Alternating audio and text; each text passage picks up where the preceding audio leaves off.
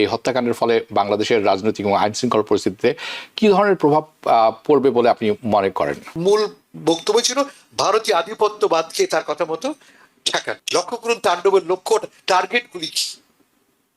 1 নম্বর প্রথম আলো, daily star, Udichi, Chhayanaut. বাংলাদেশের প্রগতিশীল মুক্ত বুদ্ধির কেন্দ্রগুলি। একটা লক্ষ্য হতে পারে বাংলাদেশ ভারত সম্পর্ককে জটিল করে তোলা। কে করতে চায়? যারা বাংলাদেশে বাঙালি সংস্কৃতি চর্চা অব্যাহত থাকুক তার বিপক্ষে, তারা এই ঘটনার পিছনে জড়িত। এই যে দিবালোকের মধ্যে এই যে ওসমান হাদির হত্যাকাণ্ডটি ঘটলো, আমরা অনেক কিছুই শুনছি, অনেক কিছুই দেখছি, কিন্তু এর রাজনৈতিক তাৎপর্যটি কি? এটি একটু যদি আমাদেরকে বোঝানোর একটু আমরা বুঝতে চেষ্টা করি আপনার কাছ থেকে।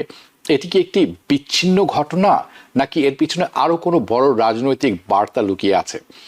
এবং এই দুটির সাথে এটির স্বল্পমেয়াদী যে প্রভাব এই হত্যাকাণ্ডের ফলে বাংলাদেশের রাজনৈতিক এবং আইন শৃঙ্খলা পরিস্থিতিতে কি ধরনের প্রভাব পড়বে বলে আপনি মনে করেন? ধন্যবাদ হাবিব ভাই। রোহিত ভাইকে অনেকদিন পরে দেখছি, আপনাকে সালাম। হাবিব ভাই, আপনি যে প্রশ্ন তুলেছেন এর উত্তর আমার জানা নেই, এই উত্তর কারো জানা নেই এই মুহূর্তে। আমরা শুধুমাত্র স্পেকুলেট করতে পারি। যেমন ধরা যাক, হাদিকে কে মেরেছে বলে একটা খবর বেরিয়েছে, তাও মূলত ফেসবুক মারফত, সরকারিভাবে স্পষ্ট করে কিছু বলা হয়নি। ফলে ডেফিনেটলি আমরা জানি না কে মেরেছে, কিন্তু আমরা কি জানি মেরেছে। দিনে দুপুরে তাকে মারা হয়েছে, তার ভিডিও ফুটেজ আমরা দেখেছি। এবং মারা হচ্ছে কখন? যখন বাংলাদেশের পরবর্তী নির্বাচনের তারিখ ঘোষণা হয়ে গেছে, তফসিল ঘোষণা হয়ে গেছে। বাংলাদেশের বৃহত্তম রাজনৈতিক দল বিএনপির কার্যকরী নেতা তারেক রহমান দেশে ফেরার তারিখ ঘোষণা করেছেন, তার মা মৃত্যুসজ্জায়। এই অবস্থায় এই একটা চরম জটিল মুহূর্তে এই ঘটনাটা ঘটল। হাদি কিন্তু খুব বড় নেতা নন। হাদি একজন তরুণ, ইনকিলাব মঞ্চের তিনি মুখপাত্র। যে ছাত্ররা জুলাই অগস্ট বিপ্লবের নেতৃত্বে ছিলেন, তার মধ্যেও তিনি নেতৃত্বে ছিলেন না। তিনি মূলত টক শোর মাধ্যমে জনপ্রিয় হন, এবং তার বক্তব্যগুলিও খুব ছিল যুদ্ধংদেহী বক্তব্য। টু বি ভেরি অনেস্ট, তার বক্তব্যের মূল ফোকাস ছিল ভারত বিদ্বেষ। আমি সরাসরি বলছি, আমি তার তার তার তার তার মূল বক্তব্য ছিল ভারতীয় আধিপত্যবাদকে তার কথা মতো ঠেকানো। এই পরিপ্রেক্ষিতে আরো একটা কথা বলি, যেটা এগেন স্পেকুলেশন। হাদি ঢাকার 8 নম্বর নির্বাচনী কেন্দ্র থেকে স্বতন্ত্র প্রার্থী হিসেবে নির্বাচন করবেন বলে ঘোষণা করেছিলেন, বা এই নিয়ে কথাবার্তা চলছিল। ফর্মালি অ্যানাউন্স তিনি করেননি, কিন্তু আমরা জানতাম তিনি 8 নম্বরে এবং এই 8 নম্বরে কিন্তু বিএনপির একজন প্রার্থী, নামকরা প্রার্থী, বড় প্রার্থী মির্জা আব্বাসও একজন প্রার্থী। ফলে পাল্টা কিন্তু তাকে ঘিরেও সমালোচনা আছে, স্পেকুলেশন আছে। আমি সেদিকে যাব না। এই যে ঘটনাটা ঘটলো এবং তার ইমিডিয়েট পরে আমরা কি দেখলাম, হাদি মারা গেল। মারা যাওয়ার সঙ্গে সঙ্গে দেশ জুড়ে তাণ্ডব। লক্ষ্য করুন তাণ্ডবের লক্ষ্য টার্গেট গুলি কি। 1 নম্বর প্রথম আলো, ডেইলি স্টার, উদীচী, ছায়ানট। বাংলাদেশের প্রগতিশীল মুক্ত বুদ্ধির কেন্দ্রগুলি, মুক্ত বুদ্ধি চর্চার কেন্দ্রগুলি। এ থেকে আমরা আজ করতে পারি ঘটনাটা কারা ঘটিয়েছে, কি স্বার্থে ঘটিয়েছে, দ্যাটস ভেরি অবভিয়াস। যদি আপনি আজকে আমি একটু লাইভ দেখছিলাম, সবারই একটা বক্তব্য, এই অবস্থায় নির্বাচন হতে পারে না। এই এই এই চক্রান্ত উদ্ঘাটন না করা পর্যন্ত নির্বাচন হতে পারে না। তার মানে কি, নির্বাচন হতে না দেওয়াই মূল লক্ষ্য? এটা একটা সিদ্ধান্ত হতে পারে।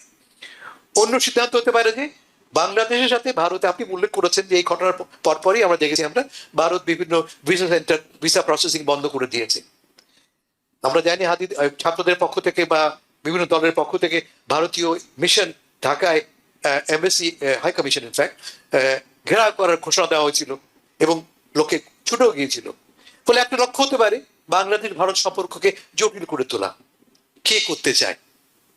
আমি আজকে পত্র পত্রিকায় স্টেটমেন্ট দেখছিলাম, ডেইলি স্টার, প্রথম আলো, উভয় পক্ষ থেকে বলা হয়েছে যে একটি স্বার্থান্বেষী মহল। আমি গতকাল দীর্ঘ সময় কথা বলেছি এনসিপি নেতাদের সাথে ঢাকায়। সবাই বলছেন যে যারা বাংলাদেশকে ব্যর্থ দেখতে চায় তারা এর পেছনে আছে। তারা কথা বলছে যে, আমি এনসিপির কথা বলছি, নেতাদের কথা বলছি, আমি সবাই এনসিপির কমন প্ল্যাটফর্ম না। তারা আমাকে বলছে যে এনসিপির ভেতরে দুটো অংশ বা তিনটি অংশ আছে, একটি উগ্র অংশ আছে, যে উগ্র অংশটি হয়তোবা এই ঘটনার সঙ্গে জড়িত। তারা আমাকে একথা বলছে যে আসল ব্যর্থতা বর্তমান সরকারের, এমন ঘটনা ঘটতে পারে এটা এন্টিসিপেট করতে পারেনি সরকার। প্রথম আলো দুপক্ষ থেকে বলা হয়েছে যে তারা সরকারকে জানিয়েছিল এমন ঘটনা ঘটতে যাচ্ছে, তারপরে সরকার কোনো ব্যবস্থা গ্রহণ করেনি, বা দূরে থেকে আমরা দেখেছি। প্রথম আলো আমি জানি, আমি প্রথম আলো দীর্ঘ থেকে কাজ করি, এটা ফ্রম ডে ওয়ান আমি কাজ করি সেখানে। দূর থেকে দাঁড়িয়েছিল পুলিশ, লোক অনেক বেশি ছিল, হয়তো সে কারণে তারা ইন্টারভিউ করেনি। ফলে ক্লিয়ারলি সরকার ব্যর্থ হয়েছে।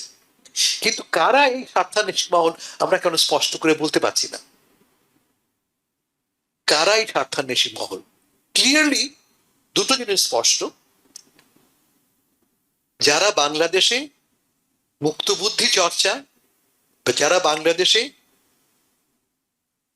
আমাদের স্বাধীনতার প্রচলিত বয়ানের সমর্থক নয়, যারা বাংলাদেশে বাঙালি সংস্কৃতি চর্চা অব্যাহত থাকুক তার বিপক্ষে, তারা এই ঘটনার পিছনে জড়িত। আমি বলছি এই দ্বিতীয় ঘটনাটা, প্রথম ঘটনাটা নয়। আমি বলছি আগুন দেয়া, আমি বলছি টেলিস্টার, প্রথম আলো, উদিচি, ছায়ানট আক্রমণ করা। তার মানে বাংলাদেশের ভেতরে একটা স্পষ্ট শক্তি চারা দিয়ে উঠেছে, যে শক্তিগুলি আমাদের, যে শক্তিগুলিকে, যে ট্রেন্ডগুলিকে আমরা খুব আমাদের কাছে গুরুত্বপূর্ণ মনে করি, তারপর আক্রমণ করছে। তার একটা হচ্ছে ৭১, তার একটা হচ্ছে মুক্তবুদ্ধি চর্চা, তার আর একটা হচ্ছে বাঙালি সংস্কৃতি। এগুলি খুঁজলেই আমরা কিন্তু পেয়ে যাব এই ঘটনা কেন ঘটলো। শিওর আপনি যেটা বলেছেন আমি তার সঙ্গে একমত হচ্ছে, এই যে এই ঘটনাটা একটা উদ্দেশ্য ক্লিয়ারলি এই নির্বাচন প্রক্রিয়াটাকে ব্যাহত করা। এতে কার লাভ? একদম খোলামেলা বলি, নির্বাচন প্রক্রিয়া ব্যাহত হলে কি বিএনপির কোনো লাভ আছে? বিএনপি তো আগামীকাল সরকার গঠনের জন্য প্রস্তুত আছে, ফলে বিএনপির সঙ্গে জড়িত নয়। বাকি থাকলো দুটি প্রধান শক্তি, একটি এনসিপি, একটি জামাত। কেমন আমরা কি জানি, এনসিপি এবং জামাত উভয় কিন্তু বারবারই বলে এসছে, এনসিপি গত 15 দিন আগেও বলেছে যে তারা নির্বাচনের জন্য আমরা রেডি না, বাংলাদেশ রেডি না। জামাত প্রথম তাই বলেছিল, জামাত এখন কম বেশি প্রস্তুত নির্বাচনের জন্য। ফলে এই প্রক্রিয়ার ভেতরে দেখতে পাচ্ছি আমরা এমন সব শক্তি আছে যারা নির্বাচন প্রক্রিয়াটাকে ব্যাহত করতে চায়। প্লাস এর সঙ্গে আছে আওয়ামী লীগ। আওয়ামী লীগ কি চায়? আমি অনেকবার বলেছি, আওয়ামী লীগের প্রধান লক্ষ্য হচ্ছে বাংলাদেশের নির্বাচন প্রক্রিয়া ব্যাহত করা। ওয়াই? Very simple. যদি আগামীকাল বাংলাদেশে একটি গণতান্ত্রিকভাবে নির্বাচিত সরকার গঠিত হয়ে যায়, তাহলে আওয়ামী লীগের সমস্ত আন্দোলন, তারা যে আন্দোলন করছে ভারতে বসে, তা বেঁচতে যাবে। তাদের আন্দোলনের প্রধান যুক্তি কি? যে বাংলাদেশে এই মুহূর্তে একটি অবৈধ সরকার ক্ষমতায় আছে, ফলে এর বিরুদ্ধে আন্দোলন করা, চক্রান্ত করা, লড়াই করাটা জায়েজ, ন্যায্য। এই যুক্তি দেখতে পাচ্ছি আমরা। আপনারা জানেন কিছুদিন আগে কলকাতায় বসে আওয়ামী লীগের একজন নেতা লম্বা সাক্ষাৎ দিয়েছিলেন যে আমি কয়েক হাজার লোক নিয়ে 24 ঘন্টা পরিশ্রম করছি কি করে এই ইউনূস সরকারকে সরানো যায়। কেন? বিকজ ইউনূস সরকার অবৈধ। যে মুহূর্তে এই সরকারটি অবৈধ থাকবে না, যে মুহূর্তে বাংলাদেশে একটি ন্যায্য সরকার, একটি বৈধ সরকার গঠিত হবে, তখন কার বিরুদ্ধে তারা লড়াই করবে? ফলে ক্লিয়ারলি এই দেখতে পাচ্ছেন কতগুলি ক্ষেত্র, এনসিপি, জামাত, আওয়ামী লীগ, তাদের স্বার্থ এক জায়গায় মিলে গেছে। এবং মিলে গেছে বলেই বোধ করি, আমি বলছি না তারা কোঅর্ডিনেট, এটা কোনো পরিকল্পনা, কিন্তু স্বার্থটা মিলে গেছে। মিলে যাওয়ার ফলেই হয়তো দেখতে পাচ্ছি আমরা এই একটি বিশৃঙ্খল আক্রমণ। তার চেয়ে বড় কথা, সবচেয়ে বড় ভয় আমার জন্য যে এই হামলাটা হচ্ছে আমাদের প্রথাগত ঐতিহ্যিক সংস্কৃতির উপরে। আমার মুখ বন্ধ করার চেষ্টা হচ্ছে, আমাকে কথা বলতে না দেওয়ার চেষ্টা হচ্ছে। কথা প্রথম আলো রিলিজে কি করে? কথাটাই বল, তাই তো? সত্য হোক, আপনার পছন্দ হোক বা না হোক, তাদের কথা আমাদের কথা। এই কথাটা বন্ধ করবার জন্যই তো একটি প্রক্রিয়া দেখতে পাচ্ছি আমরা। এটি গণতন্ত্রের উপর হামলা, আমাদের প্রত্যেকের বাক স্বাধীনতার উপর হামলা। ফলে আমাদের প্রথম কাজ হচ্ছে হাদির এই হত্যাকে নিন্দা করা, এবং হাদির হত্যাকে ব্যবহার করে যারা বাংলাদেশের ভেতরে এই উন্মাদনা সৃষ্টি করলো তাদের সকল চক্রান্তকে প্রতিহত করা।